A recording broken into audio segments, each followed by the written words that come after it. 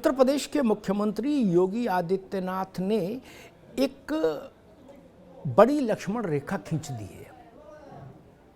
एक ऐसी लक्ष्मण रेखा जिसको पार करना गैर भाजपा शासित राज्य जो हैं उनके मुख्यमंत्रियों के लिए तो मुश्किल है, भाजपा के मुख्यमंत्रियों के लिए भी कठिन हो रहा है। कानून व्यवस्था के मुद्दे पर एक बड़ी लकीर खींची है योगी आदित्यनाथ ने। जब प्रयागराज में उमेश पाल की हत्या हुई, दिन दहाड़े अंधाधुंध गोलियां चली, बम चले और उमेश पाल मारा गया। उसके साथ 2 पुलिसकर्मी मारे गए जो उसके अंगरक्षक के तौर पर साथ में थे। उस वक्त लगा कि योगी सरकार को एक चुनौती मिली है, एक बड़े अपराधी संगठन के द्वारा, एक बड़े माफिया के द्वारा, अतीक अहमद के द्वारा। अगले दिन चूंकि विधानसभा चल रही थी, अगले दिन विधानसभा में आमना सामना हो गया योगी और अखिलेश यादव का। स्वाभाविक है, अखिलेश यादव ने अपने अंदाज में तीखे लहजे में सवाल उठाए और कहा कि कहां है बुलडोजर राज, कहां है कानून व्यवस्था। सरकार को कटघरे में खड़ा करने की कोशिश की। तमतमाए योगी आदित्यनाथ खड़े हुए जवाब देने तो धुआंधार बोले, आगा पीछा इतिहास भूगोल सब बता दिया अपराधियों का। अखिलेश यादव को याद दिला दिया कि इस अतीक अहमद को राजनीति में कौन लाया था, किसने इसके कंधे पे हाथ रख के इसको नेता बनाया था। और इन सब के अलावा योगी ने जो एक बात कही वो पूरे भारत में गूंज गई, कौंध गई। उन्होंने सदन में कहा कि मिट्टी में मिला दूंगा ऐसे माफियाओं को। उसके बाद दिन बीतते गए। 2 बार अतीक प्रयागराज आया साबरमती जेल से। पहले एक मामले में सजा हुई उसको, दूसरे में उमेश पाल हत्याकांड में आया। और विपक्षी दलों ने एक ऐसा भाव बनाना शुरू कर दिया था, एक ऐसा प्रचार करना शुरू कर दिया था कि कहीं कोई मिट्टी में नहीं मिल रहा। सवाल उठते थे कि उमेश पाल हत्याकांड में शामिल शूटर कहाँ हैं, अतीक का दुस्साहसी बेटा असद कहाँ है। विपक्षी दल बार बार ये जता रहे थे कि योगी आदित्यनाथ केवल बोल रहे हैं, हो कुछ नहीं रहा जमीन पर। अतीक भी मौज में है, अतीक के बाल बच्चे भी मौज में हैं। और कुछ विपक्षी दल तो इतना आगे चले गए कि उन्होंने कह दिया अतीक तो बीजेपी को पॉलिटिकली फायदा देता है, इसलिए अतीक का कुछ नहीं होगा, मिट्टी में नहीं मिल रहा कहीं। लेकिन जिस दिन अतीक अहमद उमेश पाल हत्याकांड मामले में अपने भाई के साथ प्रयागराज की अदालत में पहुंचा, बृहस्पतिवार का दिन, अतीक वहाँ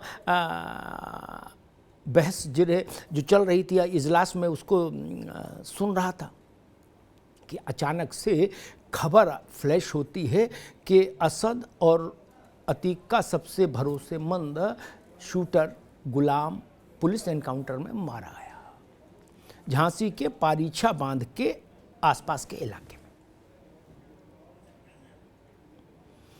गुलाम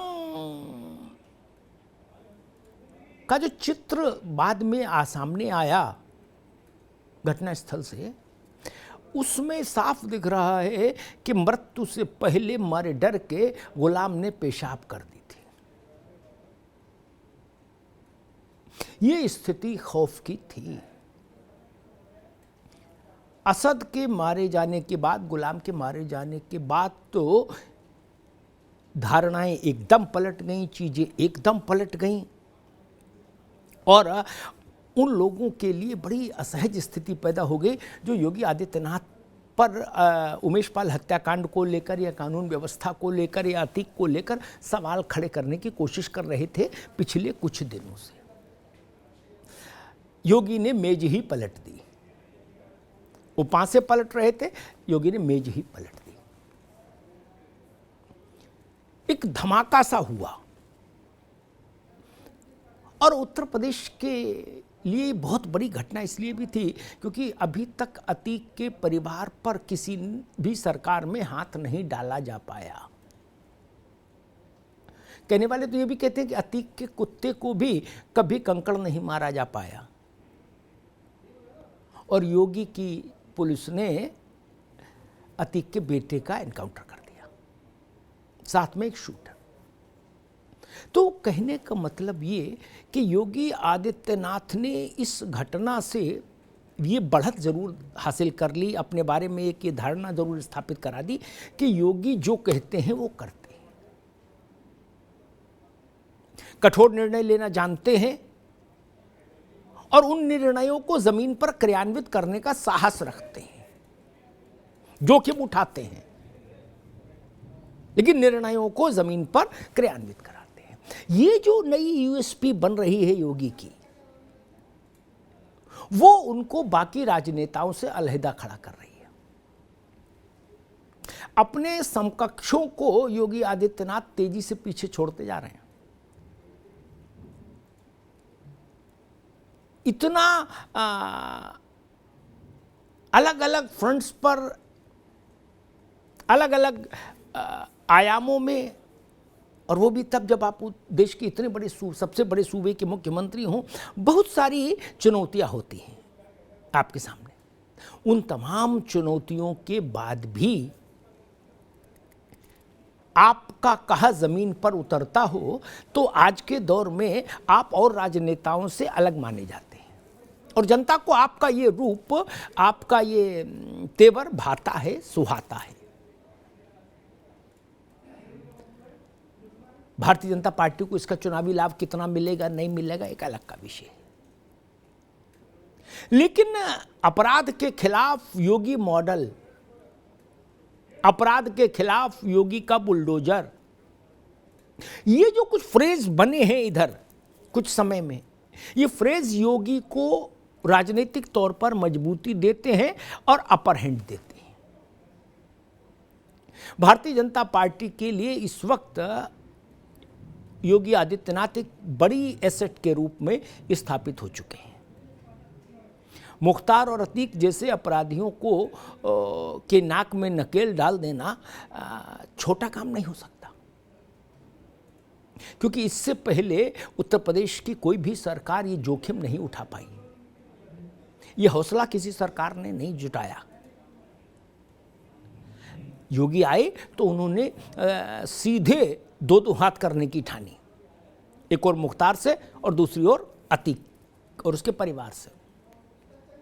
उत्तर प्रदेश के 4 जेलर सिर्फ इसलिए मुअत्तल कर दिए योगी ने कि उन्होंने अतीक और मुख्तार के परिवारजनों को साथ मुरब्बतवर्ती नियम कानून को धता बता के उनकी जेलों में मुलाकातें कराई। इस अपराध में 4 जेलर मुअत्तल कर दिए। संदेश बिल्कुल सीधा साफ नीचे तक कि ये सब नहीं चलेगा, अपराधी की नाक में नकेल डालना हमको आता है, ये मैसेज योगी ने दे दिया। सोचिए, जब अतीक को ये खबर मिली अदालत में तो रोने लगा था जार जार, जब उसको बताया गया कि उसका बेटा मारा गया और गुलाम मारा गया एनकाउंटर में। ये शासन के इकबाल का जो एक वो है प्रस्तुतिकरण है, एक मुनादी है, वो बड़ी चीज है। और वही मुझे लगता है योगी की सबसे बड़ी यूएसपी अब बन रही है कि जो कहा सो किया। धन्यवाद।